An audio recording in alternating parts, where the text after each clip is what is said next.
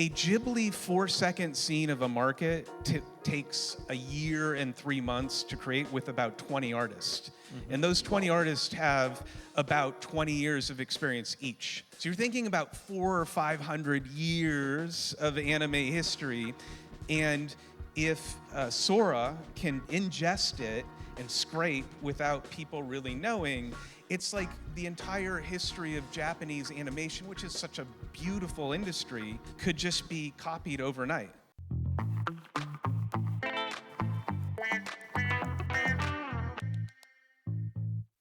Our next guest is a producer and a former vice president of international originals at a small company you might heard of, Netflix. That's great. And he's also the author of Ankler's Real AI newsletter, which personally I think is the most interesting newsletter about AI out there. And we are happy to welcome Erik Barmack.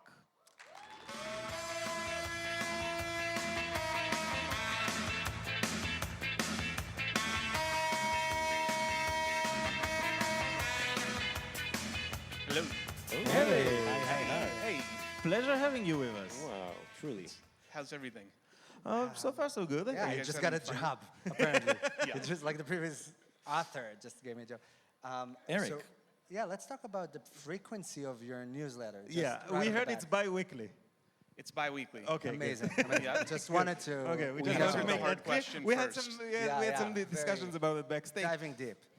No, so honestly, and I talked with you about it earlier, I'm very excited for having you here because, as I mentioned before, I'm a big data and AI specialist, and I give a lot of lectures about big data specifically, and you are literally my prime example of how things have been done or should be done. So I'll start with like a very personal question for me, as someone who delves into predictive analytics and so on. During your years at Netflix, you were able to take local content, right, like Spanish TV shows, Israeli TV shows, and so on, and make them into global hits, Casa de Papel, etc.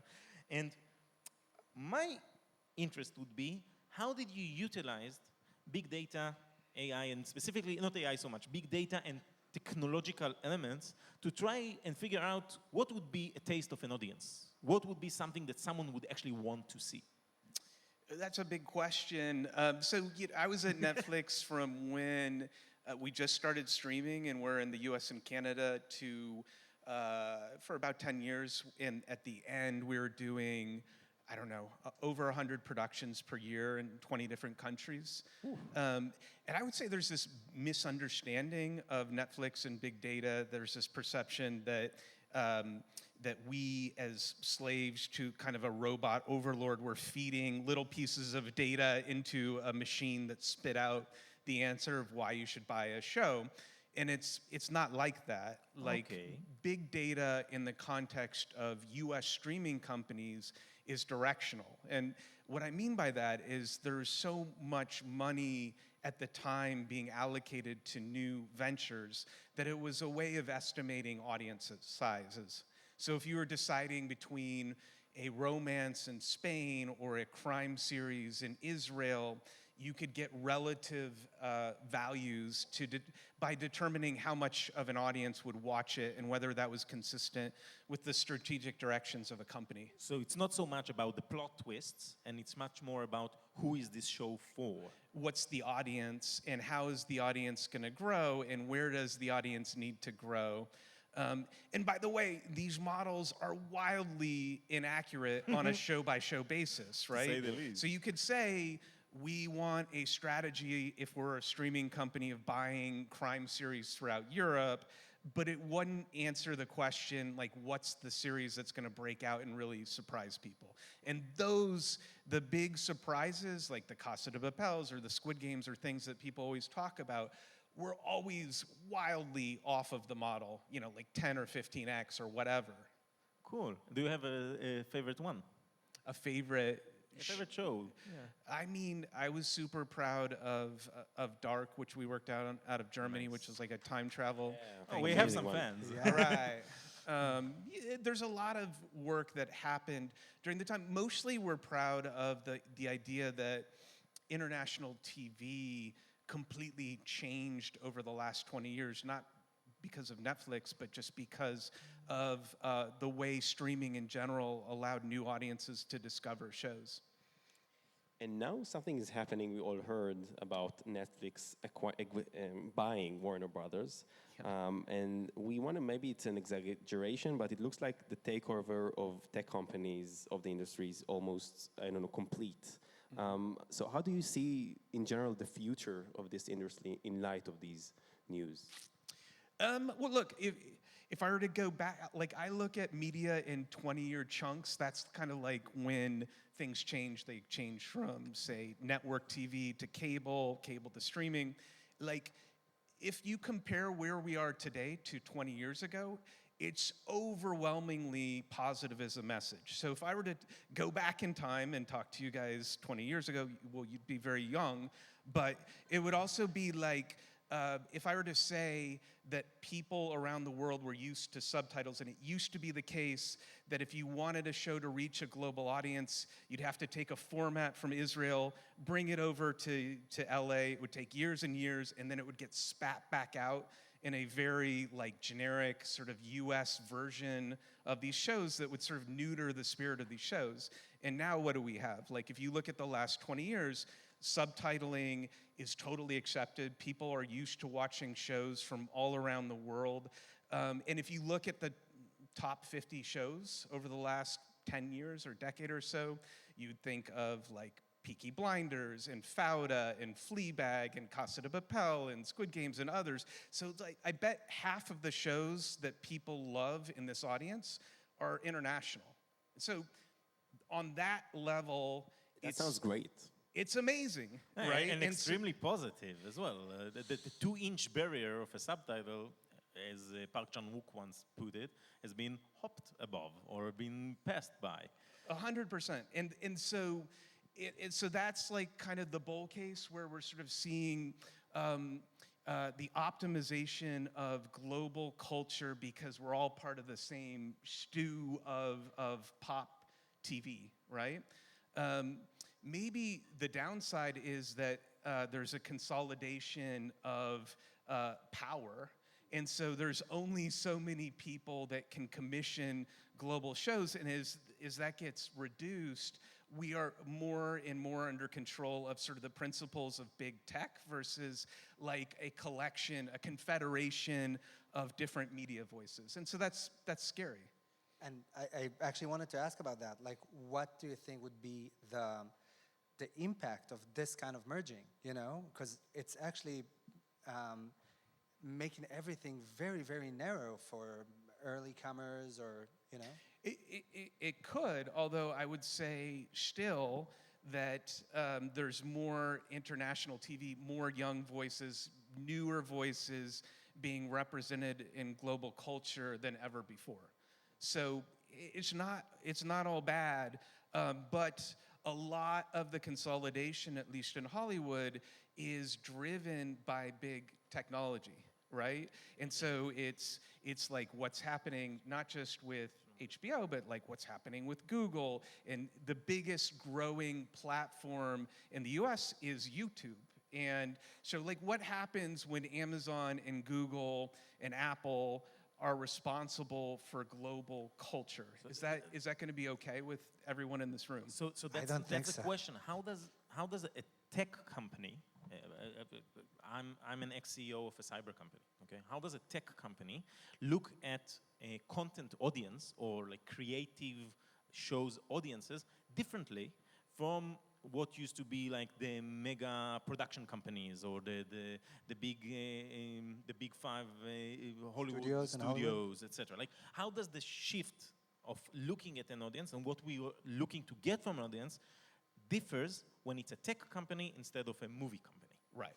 Well, so like one principle of big tech that I think is ennobling in some ways, is that a word? Is that when like Microsoft thinks about its business or Google thinks about its business, it's thinking that 80% of its audience or more is out of the United States, right? And if you go back 2 generations to the studios, it's traditionally been very LA focused and in some ways very aristocratic. Like it would be incredibly hard if you grew up in Israel and you did not have a lot of money to figure out how to make your way to LA and work your way up through the system and have any power.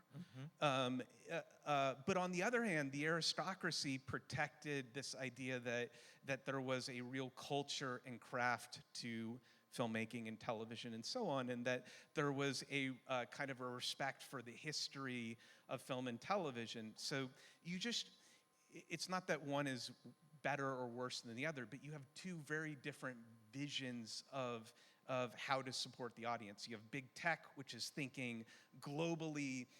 The media industry is quite small relative to everything else that Microsoft or Google or Apple is doing. You can buy whole of Hollywood just by the sales of the latest AirPods. Sure. I mean, and it's a little daunting. Like any one of those companies that I just mentioned could basically buy any all of the remaining studios in Hollywood in one belch, and it would, before lunch, and it wouldn't really even affect their cash flow that much. That's insane. scary. Scary and different. Again, the way that you look at an audience, at a person of an audience, is less about whether he liked your film or not, and more about how much time did he spend on your platform. The movies are not works of art, they are content to your platform, etc. And I know I'm sad about it, but it sounds like you did say you came here to pick a fight with us, but it sounds like you live with that quite calmly.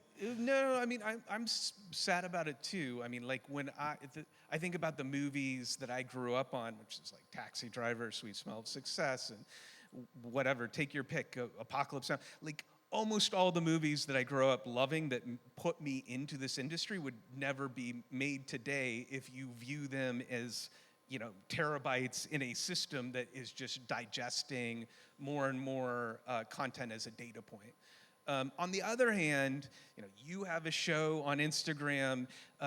It's the cost for producing has gone down. The ability for people under the age of, say, 30 to really stake out individual voices has gone up dramatically. Yeah. And so we shouldn't be overly, we should be concerned, but we shouldn't be overly precious about change, right? Okay, I like that. I like that. Yeah. I love being part of this change. Thank you. Yeah, you came here to ruin the industry. Yeah.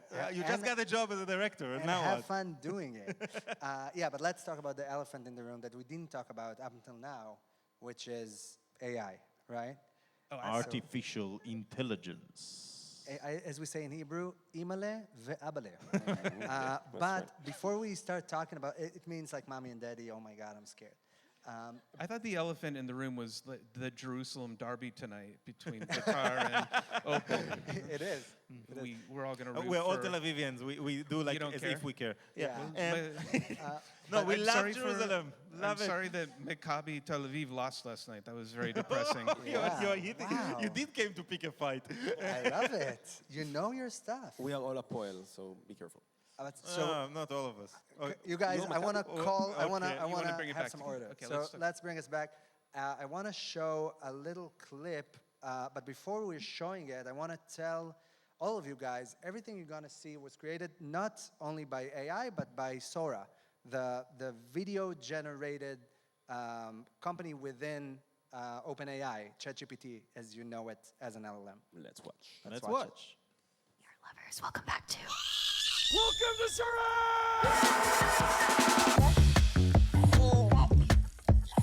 Listen, mathematically, the decision is irrational. Yo, chill, dude! Evening. You know why I pulled you over?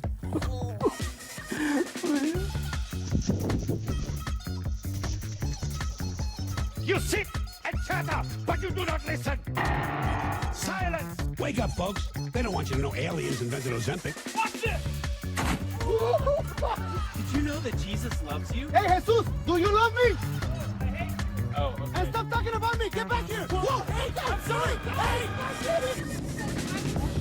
No way. Everyone's wondering, are you and C-3PO officially an item? Oh! Do a kickflip! You are are not the father. Go, buddy. Let's go. To the helicopter. We have a special guest tonight, Aiden. He's welcome to Sora Circle. Baby girl, watch me dance, watch me twirl. Oh my God. Whoa, hey, go on, get. Yo, check, what's that? Hey, hey. Ow. Welcome to Sora. Welcome to Sora. Welcome to Sora. Welcome to Sora. G. Quasi Oh my God. disturbing. Yeah, disturbing images. Nazareth. Disturbing images. That's insane, actually, what happened. This is, I In- could not tell that some of it is AI. We had a talk backstage whether you could or could not. And I tell. told him I never. Yeah, but you can I- say, you can tell. Yeah, And wow. wait till you see like Will Smith eating pasta. It's a phenomenon. But okay, we just saw. That image will haunt me. Yeah, for the rest of my life. So we just saw that AI is it's being extremely realistic, right? Very captivating, and like we couldn't even distinguish. So are we now in like this, I don't know, doomsday style of disruption in the industry, or is it a new opportunity to create new stuff, to find new audiences, or to reflect even? Well, just one thing to think about AI holistically is it's like that Watergate movie. It's you got to follow the money, and so NVIDIA, which is producing the chips, which is driving a lot of AI creation, has a market cap that's worth more than the entire stock market of Germany. 60% of the growth in the U.S. Stock market came from 7 stocks. There is about 20 times the amount of spending being done on AI this year than there is on content globally. And so the stakes are huge. Basically, what I'm telling you is that if AI starts to falter, the entire economy of the United States is going to crash. Yeah, I hear some cheers for that. That's awesome. Some One anarchists. collapse. Anarchists. Yeah, like Or Marxists in the audience. This is No, great. it's not even, okay. This is going to bring me. No, but It's going to bring from- me back to my sociology classes in college. No, it does sound like you portray it as a bubble. And so it may or may not be a bubble. I actually don't think it's a bubble. I think it's an indication, sorry for those who want the American economy to crash, that this is being viewed as something that's truly financially revolutionary, and that like the content piece of it is just one part of it. It's Agreed. now that 62% of Americans are using AI for search, and there's over 1 billion people globally that are using AI for search. So we always have to look at this within the context that this is a much larger puzzle that we have to solve. So that's the economic piece of it. But if we will focus on the industry at hand. So within the industry at hand, when I see this, sometimes I think, blah, this is just a bunch of, TikTok shorts and YouTube shorts. But the reality is that consumer taste may also be changing. So if more and more people are going to YouTube shorts and TikTok and so on, this is profoundly time shifting away from film and TV and long form content, which we should be concerned about.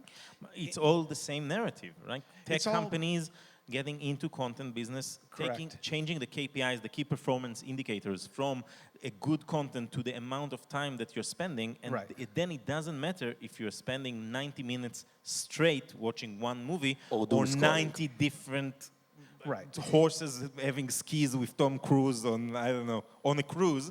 Right. And I like that you use KPI. I wasn't imagining KPI coming from you, but that's awesome. I was thinking also that we have to talk about the ethical implications of this technology, which is like So I wrote in the Ankler that during the summer that it was a summer of Ghibli, and everybody, do people know the anime? Yeah, I'm Yeah, sure of course. you've seen like anime-style AI-generated pictures, right? And so And our audience knows Ghibli quite well, I'm okay, sure. good. So you know, a Ghibli 4-second scene of a market takes a year and 3 months to create with about 20 artists, and those 20 artists have about 20 years of experience each. So you're thinking about 400 or 500 years of anime history, and if Sora can ingest it and scrape without people really knowing, it's like the entire history of Japanese animation, which is such a beautiful industry, could just be copied overnight, which is exactly what happened. And so, like, we have to think about the financial implications, but we also have to think about the moral implications of, like, what happens if tech companies can scrape data, ingest any model that you want. Maybe it's anime today, tomorrow it's going to be waltzing to Bashir or whatever. And, like, what does that do to an industry if anything can be copied? As you said, I think there are two kind of elements. The moral implication of it being I don't have a better word other than stolen. We can say scraped, but these scrapes is stealing those 500 human labor years on the one hand, and on the other, a lot like TV, radio, writing, printing. That's a technology that is like trying to censor it or fight it. It's an uphill battle that is already kind of lost. Yeah, practically what we should do.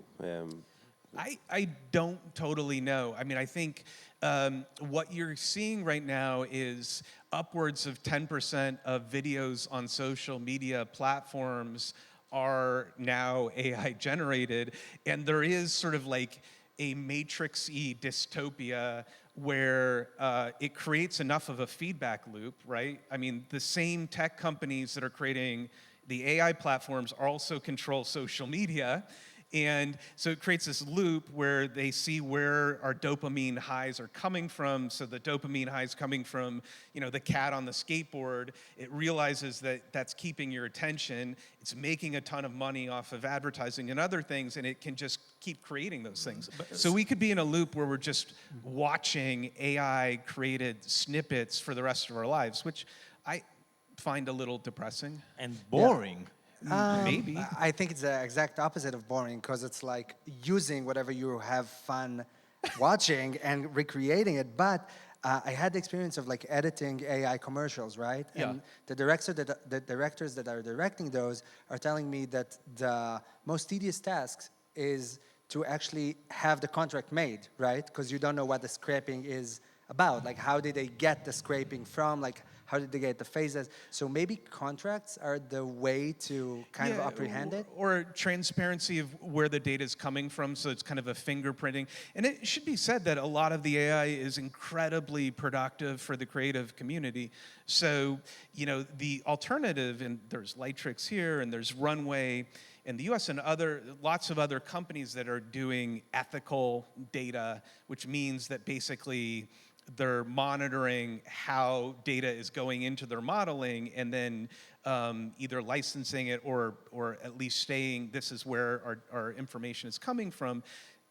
Think about the positive implications for society, which is like, we can do sci-fi films that used to cost $100 million for $3 or $4 million, right? And that's because rotoscoping and all the previs and all that stuff that's extraordinarily expensive can now be assisted with great AI platforms. That does threaten people's jobs, which we should not take lightly, but it also gives a new generation of creators voices to do things at scale that they couldn't have done before. You've asked to pick a fight, so I'll try. I'll try my best, but doesn't that I love the British accent. Oh, though. thank you, darling. I'll try. Oh, come visit us later. Oh, anyway. Sorry, so Shoreditch. sorry about that. Yeah, thank you. It's going back to the original scene of what you guys did in Netflix, because whereas you utilized predictive modeling that is not that accurate, apparently, to predict audiences per the content. We are now at the stage where, due to those technical companies also controlling the modeling itself, we do use big data to predict the plot twists, to change the actual narrative and the actual content itself, and not only the kind of audience size of it. Maybe, but if you look at the history of Hollywood, it's been very unstable and it disrupts itself. So there was a world where the studios owned the theaters and the film, and it was, it was basically a monopoly that way, and then it got broken up. There was a world where network TV, like people mentioned MASH, the finale of MASH, and that 100 million people or whatever were watching it, and how could anybody ever compete with these big 3 or 4 networks? Then cable came along, and then cable got bought up and was disrupted by streaming. So I sort of feel like what you're saying is correct, but it will be disrupted because there's always going to be new creative voices that are going to find new platforms. And that might be like what Susan is doing with vertical video. It may be that rather than doing a sitcom on a streamer, you now do it on Instagram because that's the way to reach a better audience faster. I'm pretty confident that Hollywood will continue to be disrupted. Eric, we want to thank you very much. Wow. Yes, it's yes. been... Okay, the time went too fast. Yeah. Thank you so much for the conversation. Okay, thanks for having me.